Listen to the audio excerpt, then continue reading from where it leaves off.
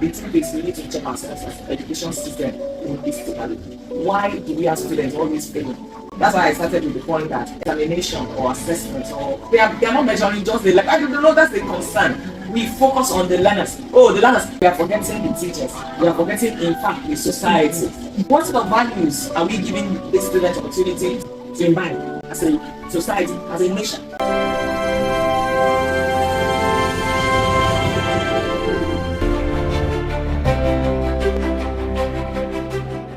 Hello everybody, welcome to Wholesome Education Series, a platform created with a deep desire to give back to the education sector in Nigeria. Here we sit with head of schools, top leaders, policymakers, and school owners to talk about issues surrounding education in Nigeria, from the classroom realities to leadership challenges and policy gaps. We explore it all. Today I sit with an amazing school owner and school director to talk about examination culture in Nigeria. Sit tight as you enjoy the show today. I sit with Mrs Bankole, a graduate of Educational Guidance and Counseling from Ondo State University, now Ekiti State University, and master's degree from University of Ibadan in the same discipline. She is a passionate and seasoned educator who serves as director of Bankys Private School, situated in Abuja, with national and international exposure to relevant best practices in education. She's driven with the belief of raising the bar on education in Nigeria to rank among global players, and such facilitated her serving as a secretary of the Abuja Schools Association. She's a committee member in the Northern Zone of Association of Christian Schools International, ACSI. She's a board member of One Hope Nigeria, a Christian children and youth ministry, and some other school and educational organizations. She served as the chairman of NAPS, National Association of Proprietors of Private School, FCT chapter from 2018 to 2022. Wow. A mother and a mentor of 4 girls, she jointly leads the educational frontier with her husband, Engineer Dr. Olusola Bankole, challenging status quo and pioneering future bench makers. Everybody, this is not just an ordinary woman I'm seated with today. She is extraordinary. Please join me and make welcome Mrs Olusola Bankole. You're very welcome. It's such a delight to be here today. Okay, so we're going to delve straight into the conversation. We're talking about examination culture, academic pressure versus academic excellence. But we're going to start with talking about what examination culture is all about and your understanding. Alright, examination is a word that we're used to in this part of the world, but a more encompassing word would be assessment or measurement. And the essence of examination, assessment, or measurement for students is to help them know how far they have learned. The truth is, it's actually measuring teachers as well. For teachers to know how well they have done. So they're not just evaluating the learners, they're also evaluating themselves. Because there are occasions. I remember that we had an assembly yesterday on that. I didn't even quite think deeply about this topic when what you're going to talk about. And then, I had to remind the children what examination or assessment is all about. That is to help check what they know. But I made fun. I said, that's why when you cheat, when you copy from someone, you will never learn back then. Because what you have just done is that you are saying, okay, I'm done. Let me copy what's in the brain of someone else. But if you, for instance, fail that assessment, you are likely going to learn it from that point. Because, you did wrong, you want to check why.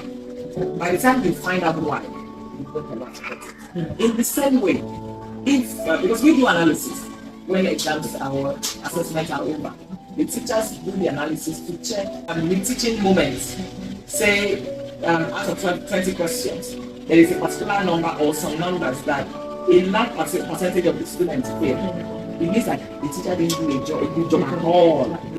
So now I get the point where you say that the examination is not just assessing the learners, but it's also assessing the teacher. Yeah. Thank you so much, ma'am. And sometimes even the school system.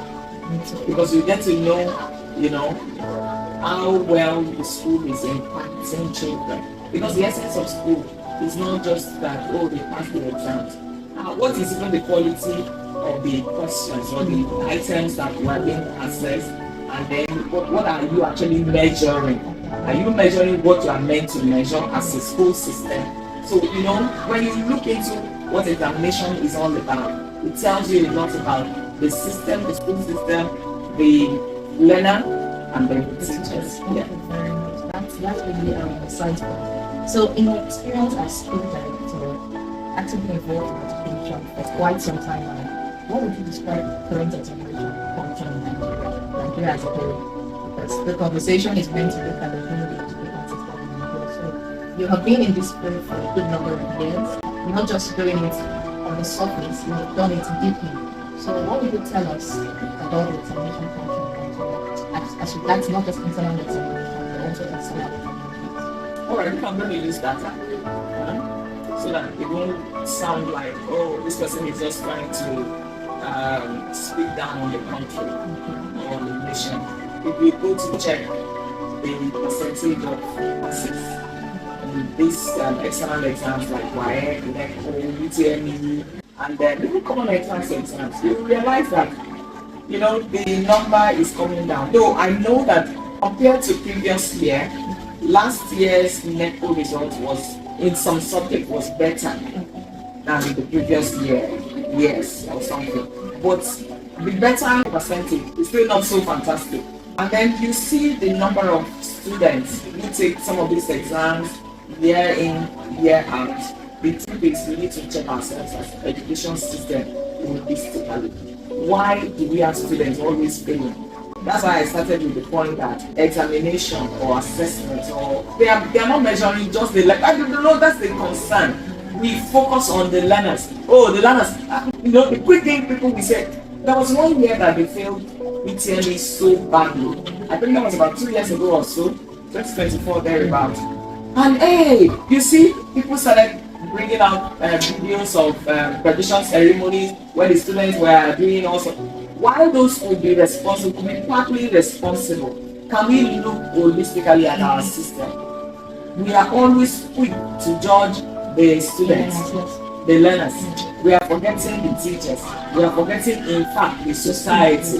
What sort of values are we giving these students opportunity to imbibe as a society, as a nation? And what are they seeing? It's what they are learning in, say, civic education.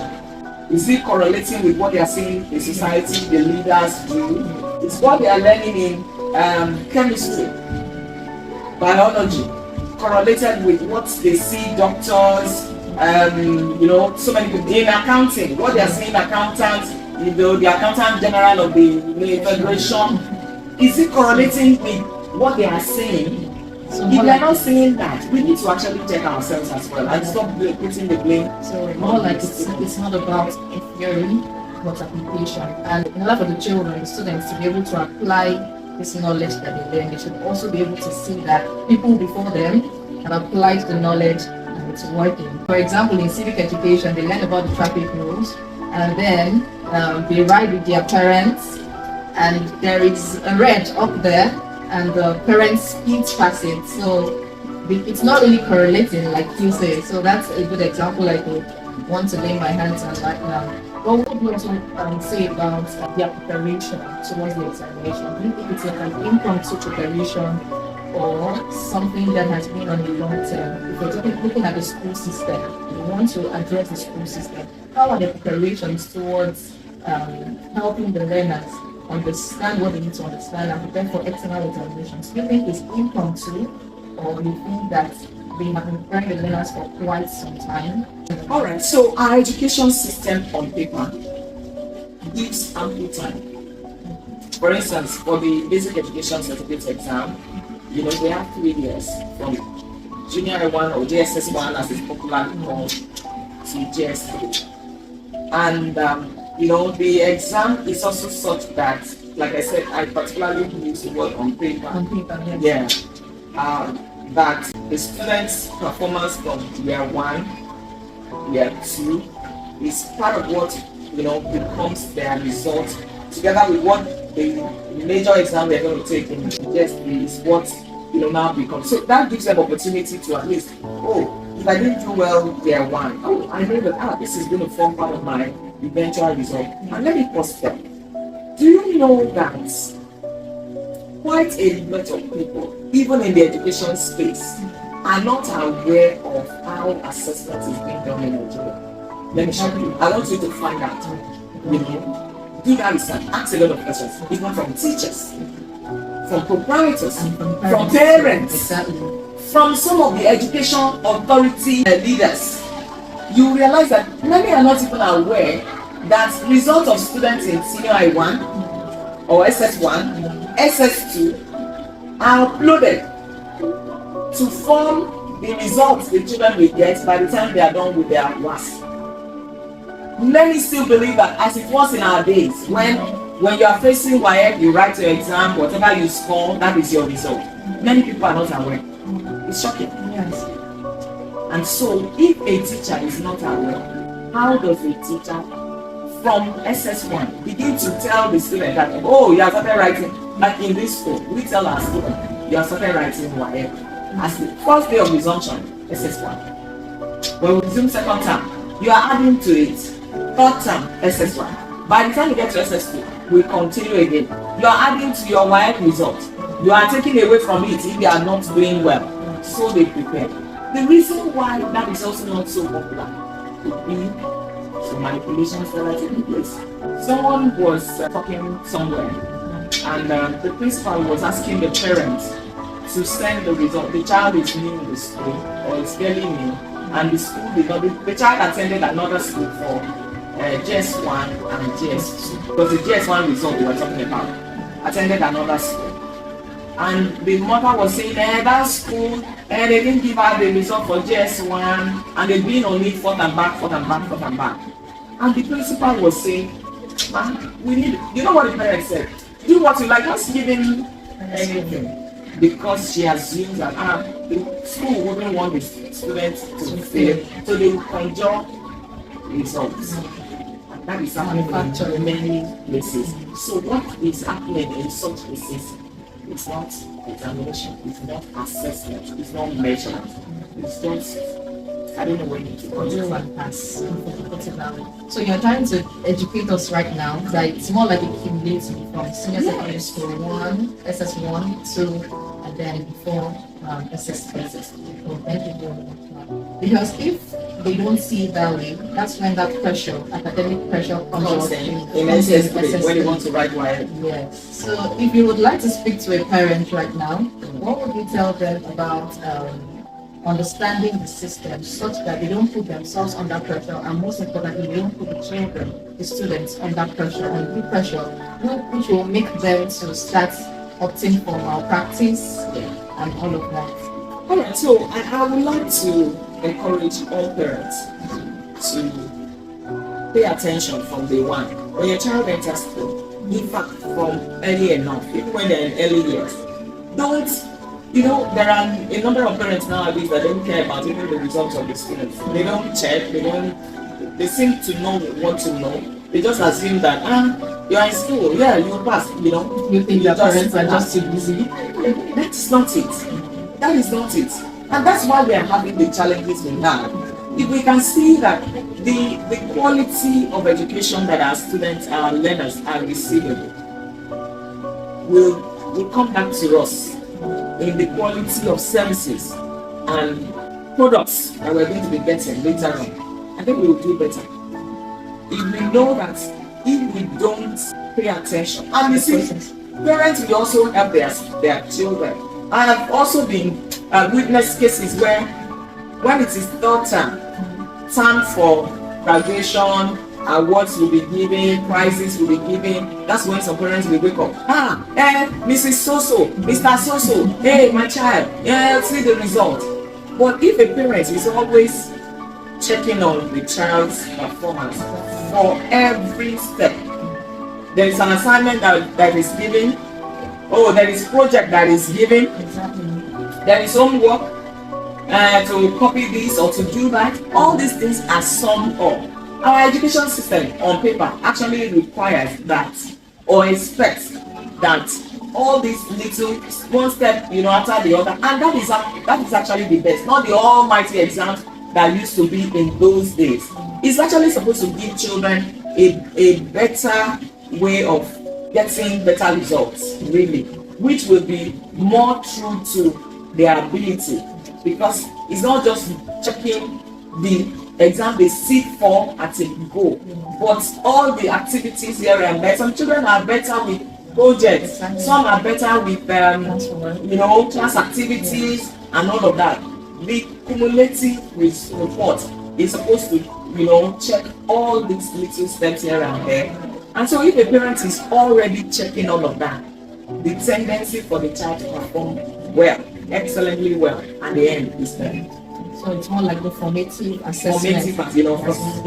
Not just the summative, not the one that is almighty at the end, but one step at a time. Every little detail that is required. The child is already, I scored 1 point here, I scored 10 points here, and all of that. By the end of the day, we realize that the children will actually do quite well. So we're still talking about the malpractice. Okay, do you think societal expectations and parental pressure or school competition contributes to examination malpractice? All of it. But I'm one person who believes that negative values does not impact me. That's what we also try to pass on to our students. No matter, there are pressures, there are whatever. So should that then make us to say, that's the excuse we have for doing wrong? What is wrong is wrong. No matter how you try to portray it or label it, what is wrong? Exam malpractices or malpractices of any sort in the school system is wrong. We should stop it, because it is like sweeping dirt under the carpet. Eventually somebody becomes a total mess. What goes round, we see, it will come around. Thank you so much for this conversation. So we have learned that all of the processes, all of the activities that are ongoing in the school system are supposed to help the child to become a better person in future, and not just for themselves, but the society at large. So my people would like to address something. Okay, I think we've talked about that. Preparation for WAEC and NECO. You've mentioned that it's from the senior secondary school, SS1, SS2. It's more like a cumulative. Yes, but I don't know. I still feel like somebody wants you to throw more light on that, because they hear WAEC, West African Certificate Examination, that's the SSC, right? The WASC. They hear about that and they feel like, it's a regular exam, for the nation that children get to write at SS3. So how come does it require that it has to be from SS1, SS2, SS3? Maybe you could just throw some more light on that. Alright, so the WAEC syllabus has SS1 to SS3. And that's the essence of curriculum. That's why we also skim curriculum. If the curriculum says, let me just use this example, that in WAEC, we're going to be assessing children in mathematics on fraction, number sets. I'm just giving those as examples. Fractions, number set, and multiplication. Let's just say those 3 topics are the topics that the syllabus covers. You can't learn it in one day. You can't learn it in one term. It is progressive.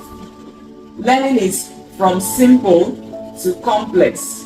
And then sometimes in some countries or nations' curriculum, it could even be that, and generally in mathematics, for instance, there are about 3-9 concepts generally, and then every time, every year, it's SS1, SS2, SS3, you are going to be seeing all these topics along the line.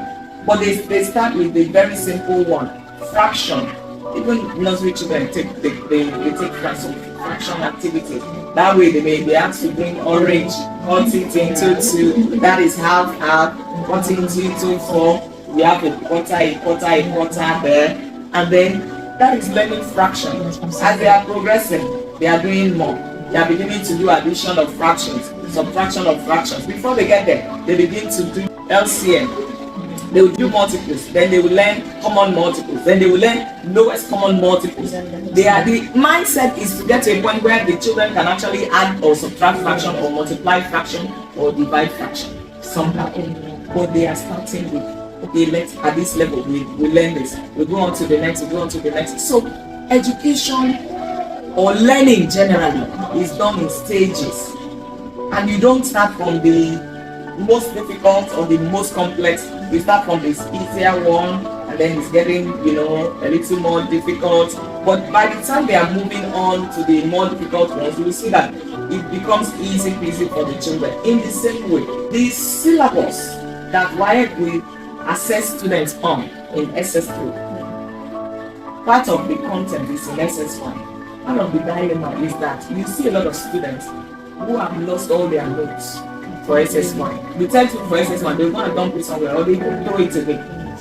SS2, they don't even find it. And then when it's SS3,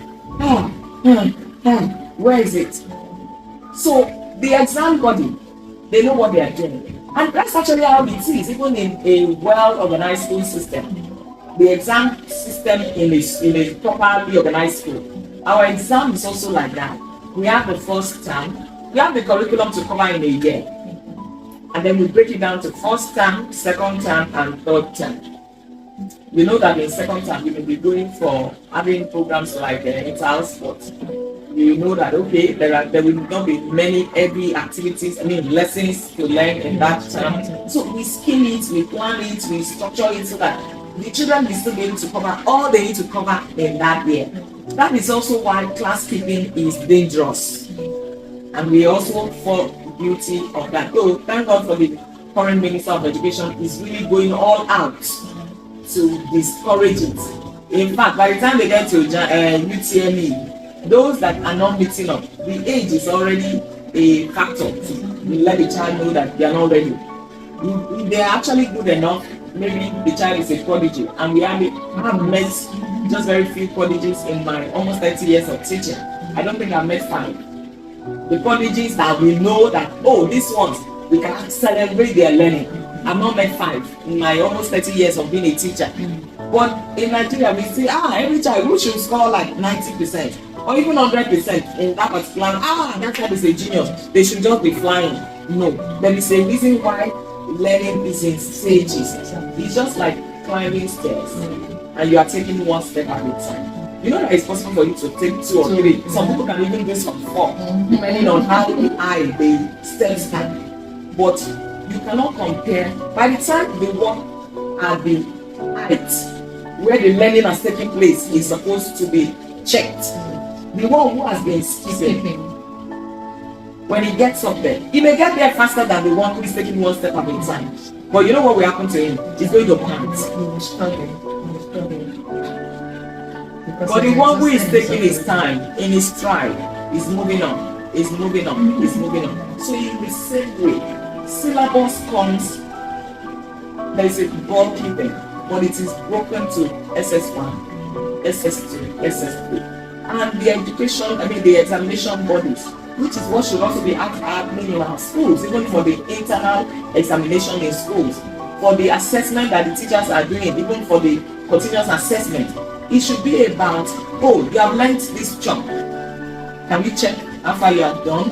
The child didn't get it. The teacher, that's why I said assessment or examination is not measuring just the learners. The teacher is being measured, the school is being measured. What we are giving the children, oh, we notice that they are always failing this. What's the challenge? I've had to ask the teacher to leave because of something like that. Because when I did analysis, when I look at the graph, in almost every class that this particular teacher is teaching, when he gets to a subject, the graph will just go zoom down.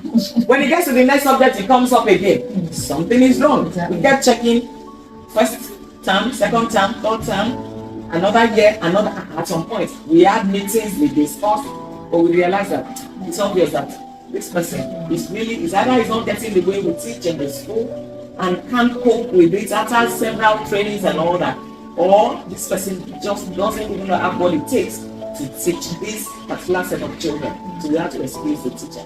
So if we understand assessment or examination from that perspective, but as learners, as teachers, as school leaders, as parents, we'll realize that we'll be having our input at every stage to help the learners learn well. And on the long run, everybody, all fingers are not equal. They may not all score the same mark, but everybody will achieve. At their level of understanding and strength, they'll be able to do well. They may not score 100%, but at least the baseline, they should be able to get it. You have poured so much in us, and I'm sure somebody is enjoying the conversation over there. We have learned that as a school system, we should focus on not just grades for the learners, but ensuring that they understand the concepts that they are being taught. And we should also pay attention to the formative assessment. Even as parents out there watching and tending to your young ones, you're also learning today that you should pay more attention to their learning at every stage, because it is step by step.